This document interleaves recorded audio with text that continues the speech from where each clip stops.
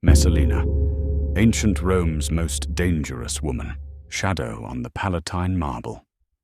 When we utter the words ancient Rome, our imagination paints a picture of majestic columns, stern senators in snow-white togas, and triumphal arches. Archaeology confirms this image. Every uncovered foundation and every mosaic in the forum screams of order, law, and discipline. But behind this facade lies a story capable of eclipsing any modern thriller. In the 1st century AD, the mere name of our heroine evoked either a whisper of terror or a venomous sneer in Rome. Valeria Messalina. You may ask, why in the 21st century should we still care about an empress who died 2,000 years ago? Why hasn't her story turned into a dull paragraph in a textbook? The answer is simple. Messalina is not about dates or dry genealogy. She is the first documented example in human history of a woman possessing absolute power who decided to declare war on society, morality, and her husband, the emperor. We will examine the writings of Tacitus and Suetonius to understand. Was she a pathological monster, or was her image a grand mystification designed to hide the truth about the most daring conspiracy in imperial history? This is not just an anecdote about a fallen woman. This is a detective story about a predator who tried to bend the eternal city to her will. The Purple Cradle and the Shadow of a Madman. Messalina was born around 25 AD at the very epicenter of power. To understand her, one must realize that in Rome, a family name was both a shield and a target that provoked the ruling power. Through her mother, she was a direct descendant of Augustus, and the blood in her veins was worth more than any wealth. It granted the right to rule. But in what environment did she grow up? The British historian Barbara Levick emphasizes that Messalina's childhood took place during the reign of Tiberius, a time of mass denunciations and the insane laws of treason, Maestas. Her father died young, leaving the girl in the hands of her mother, Domitia Lepida, a cold and, according to sources, utterly unscrupulous woman. Do you think this family's wealth was limited to a few villas? Tax records point to colossal estates and thousands of slaves. But was she content in this influential and wealthy home? Werner Eck, the German historian, observes that Messalina was already involved in a brutal matrimonial intrigue at the age of 13. In 38 AD, the Emperor Caligula married her off to his uncle, Claudius. You may ask, why did Caligula do this? It was all about paranoiac control. Fearing aristocratic conspiracies, Caligula personally arranged marriages to closely monitor potential rivals within the palace. To him, this union was a twisted joke. He considered the 48-year-old Claudius a village idiot and a harmless stutterer. Suetonius describes how Claudius was mocked at banquets. Guests threw olive pits at him while he napped after dinner or put sandals on his hands so he would rub his face with them upon waking.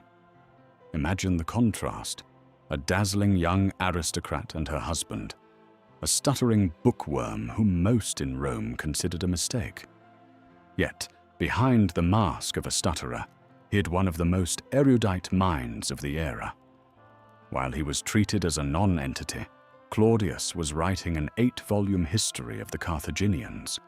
Historian Josiah Osgood observes that Claudius feigned foolishness to ensure his survival. He possessed the intellect of a historian and understood perfectly. Any despot's reign ends in blood. And then came the finale, January 24th, 41 AD. In a subterranean passage of the Palatine, conspirators inflicted 30 knife wounds on Caligula. Rome churned in chaos. While senators argued about restoring the Republic, the Praetorian Guard looted the palace. It was then, according to legend, that a guardsman noticed a pair of trembling feet behind a curtain. It was Claudius, certain his final hour had come. However, the Praetorians placed him on the throne, convinced this softy would be a submissive toy in their hands. Do you think that upon becoming emperor, he forgot his humiliations? No. He gained absolute power, and with it, absolute paranoia. And it was at this moment that Messalina, who had just given birth to their daughter Octavia and was expecting their son Britannicus, realized her husband was now a god, and she was the one who would whisper in that god's ear. The story of Messalina the Predator begins not with depravity, but with a realization. Her lame husband was the only barrier between her and the swords of the guards. To keep that barrier standing, she had to become more ruthless than Caligula himself. Her weapon was not an army, but the emperor's weakness for her irresistible beauty. Part 3. In Bed with Caesar, the Anatomy of Power and Black Myths. Imagine the first years of this couple's reign, from 41 to 47 AD. In the eyes of the common Roman, they appeared exemplary. A hard-working emperor, restoring harbors and courts, and his prolific wife, who gave the empire an heir, Britannicus, born just 20 days after his father's accession. But what was happening behind the closed doors of the Palatine? Here we enter the treacherous ground of ancient testimony. Let us cross-examine our chief witnesses, Tacitus, Suetonius, and Cassius Dio. Publius Cornelius Tacitus, the greatest critic of imperial Rome, paints a picture in his annals of Messalina's almost hypnotic influence over her husband. He uses the term uxorious, excessively devoted to one's wife. Tacitus claims Claudius was physically incapable of making decisions without her approval. But do you think Messalina was merely manipulating his feelings? Gaius Suetonius Tranquillus, the master of palace gossip, adds a chilling detail in the 12 Caesars. He writes that Messalina effectively created a shadow government in Rome. She allied herself with the emperor's freedmen, Narcissus, Pallas, and Polybius, former slaves who became the wealthiest men in the empire and a princess of Augustus's blood. This union was impossible unless they were united by a common goal: total control over Claudius.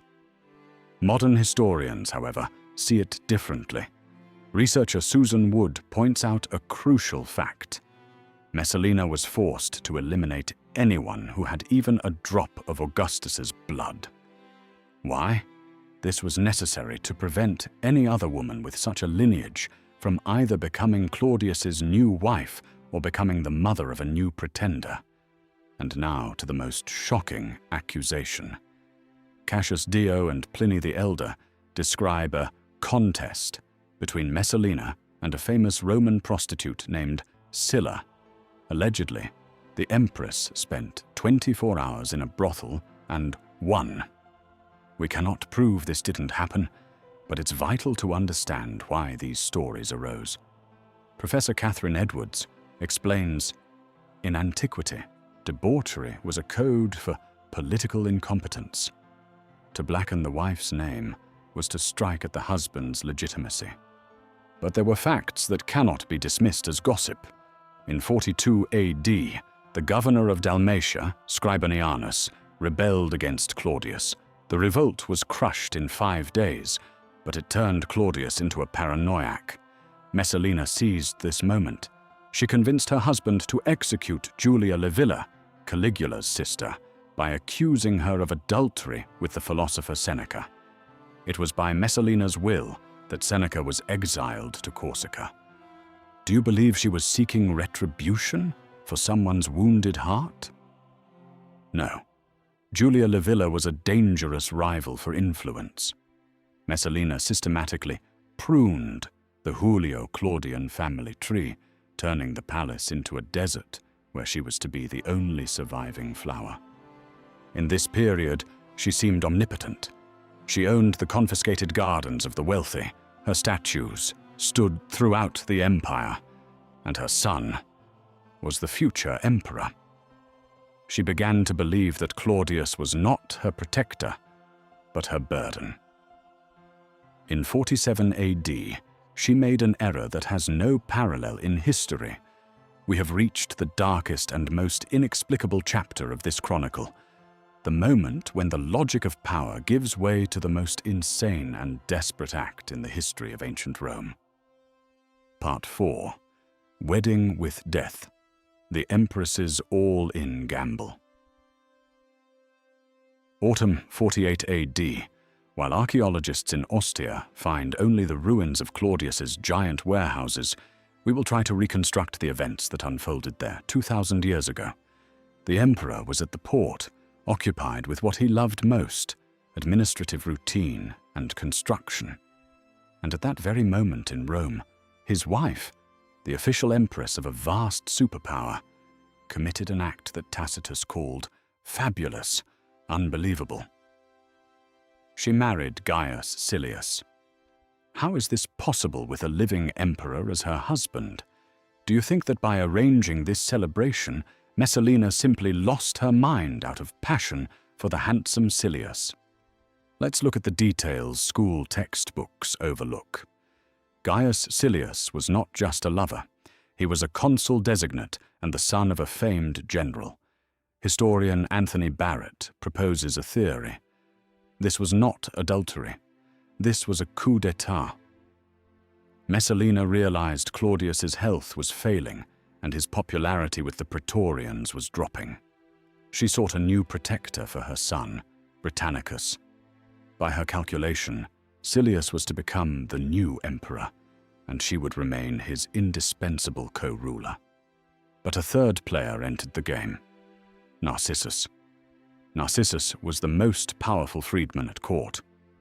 Imagine this man, a former slave who had amassed a fortune of 400 million sesterces and ran Caesar's personal secretariat. For years he had supported Messalina, but now he understood that the rise of Silius would lead to the annihilation of the old guard of freedmen. Narcissus acted immediately. When he burst in on Claudius in Ostia, he shouted, "Are you still Messalina's husband? Or does Rome already belong to Silius?" The emperor didn't fly into a rage. He was stunned and terrified. Suetonius describes a pathetic scene. Claudius kept asking those around him whether he was still in possession of the empire. Narcissus, effectively taking command, forced the emperor into a chariot and raced toward Rome. Did Messalina expect such an ending? She was celebrating the Vinalia, the grape harvest festival. Wine flowed in her palace, and guests were dressed in tiger skins. It was an atmosphere of ancient decadence. But when the dust from the hooves of the imperial guard appeared on the horizon, the guests vanished in minutes. Messalina rushed from the palace to meet her husband, trying to intercept him on the road from Ostia. She rode in a garden refuse cart, all she could find. But Narcissus blocked her from Claudius and would not let her speak. He understood perfectly. If Claudius saw her in tears at his feet, he would forgive her instantly. Messalina tried to take refuge in the gardens of Lucullus. Today, it is a quiet corner of Rome. But on that evening, in 48 AD, it became the arena for the finale of a psychological thriller. Claudius, having drunk heavily at dinner, began to calm down and soften. He ordered the unfortunate woman to be summoned so she could justify herself and repent. Narcissus realized this was his last chance. He ran from the hall and ordered a centurion, "Go and kill her! It is the emperor's command!" What did the soldiers see in the gardens? Cassius Dio writes that Messalina's mother, Domitia Lepida, who had always had a strained relationship with her daughter, was by her side in her final moments. She said, "Your life is over." All you can do now is die with dignity. But Messalina, the descendant of the great Augustus, could not find the strength. When the centurion broke down the door, she held a dagger to her throat with trembling hands, but could not push. The officer simply ran her through with his sword. The next morning, Claudius was informed of his wife's death during breakfast. Do you think this news shattered him? No. Tacitus provides a chilling detail. Claudius didn't even ask how she died. He simply asked for more wine. Part 5. Why didn't she kill Claudius? The psychology of collapse. For 2,000 years, historians have been puzzled by one mystery, one logical inconsistency. If Messalina was planning a coup, if she dared marry another man in broad daylight, why is Claudius still alive?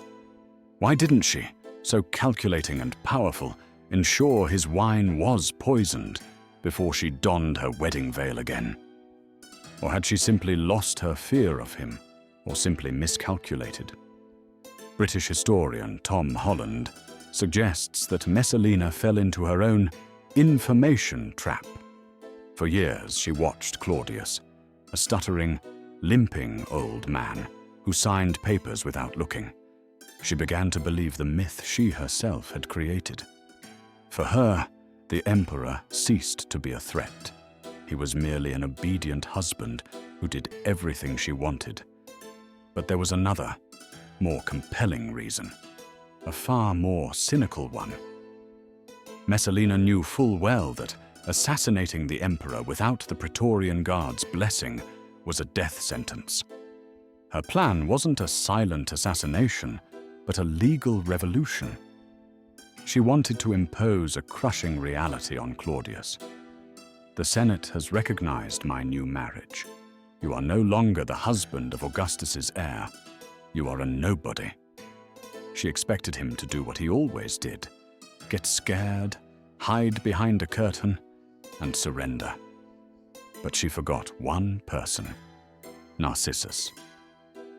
In this high-stakes chess game, Messalina played against her husband, but she lost to his secretary. While she celebrated her wedding, Narcissus did the impossible. He cut the emperor off from her influence by any means necessary, and hastened to end Messalina, with or without the emperor's consent. Part 6. Echo of a catastrophe, the fate of Claudius, and Rome's verdict. Messalina's death brought no peace to Claudius. Instead, it set off a series of events that resulted in the demise of both the emperor and his entire dynasty. After his wife's execution, the emperor publicly swore before the Praetorians that since he was so unlucky in marriage, he would remain a bachelor. And if he broke this oath, the soldiers should run him through with their swords. But do you think the old bookworm could keep his word? By 49 AD, just a year later, Claudius married again. This time, his choice was Agrippina the Younger, his niece, whose character was even harder and more cynical than Messalina's. Narcissus, who had fought so fiercely against Messalina, lost in this new game. In 54 AD, Claudius died suddenly. Most ancient authors, including Tacitus, are certain. He was poisoned by a plate of mushrooms served by Agrippina to clear the path for her son, the young Nero. How did Rome react? The city's response was dual and cynical. For the aristocracy, Messalina's death was a triumph of justice. The Senate enthusiastically supported the damnatio memoria. Archaeology confirms this. Almost all portraits of Messalina in Rome are damaged. Her face was chiseled off group reliefs, turning her into a ghost who never existed. For the average Subura slum dweller, it was just another bloody palace show. But it was this story that finally undermined the sacred status of imperial power. The people ceased to believe in the divinity of authority when they saw that an empress could marry another, and the emperor didn't even ask how she was killed without trial or investigation.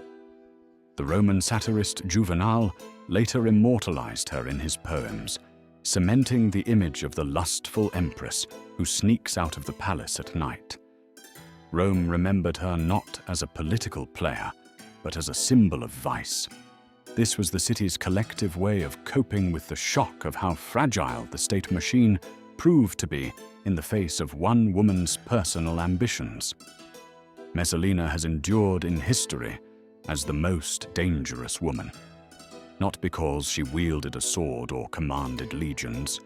Her true crime was far more profound. She tore the mask of decency from the face of Rome, exposing the pulsing, primordial chaos hidden beneath the flawless marble of the Palatine. She showed the world that an empire's fate is decided not in the Senate or on the battlefield, but in the imperial bedchamber. Today, we gaze upon empty pedestals and mutilated busts with shattered faces. Rome did everything in its power to erase her name, yet in the end, it achieved the opposite. In the annals of the great empire, this wrathful stone silence speaks of her far louder than the most lavish epitaphs ever could. So, who was she in truth? Was she the final monster of a cursed dynasty? Or was she the only one who dared to play Rome's game out in the open? That is for each of us to decide. But remember, sometimes the silence of history is the loudest cry for the truth.